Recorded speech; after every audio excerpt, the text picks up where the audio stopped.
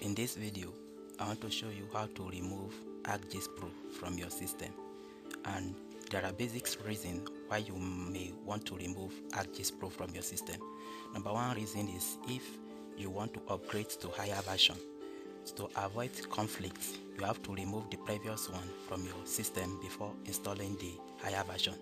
And the second reason why you might want to uninstall ArcGIS Pro from your system is if it is misbehaving or crashing all the time and you want to reinstall. So you will need to uninstall and reinstall.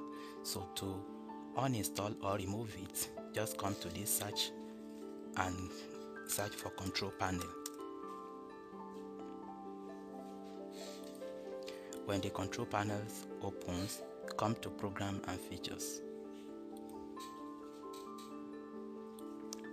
Then here is ArcGIS Pro. Click on it and click on uninstall. Alternatively, you can right click and click on uninstall.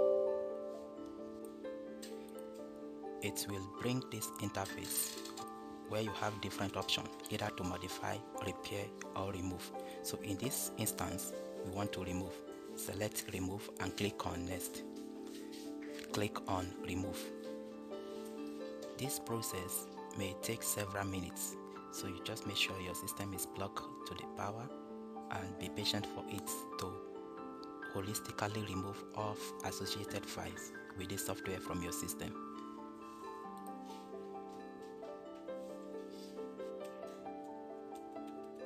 As you can see, the backup files and all associated files are being removed. The process is completed, so click on finish. Then please close this page. Then restart your system. After restarting your system, that's it. All the associated file has been removed from your system, so you can continue. Either you want to install a higher version or another software. Thank you for watching.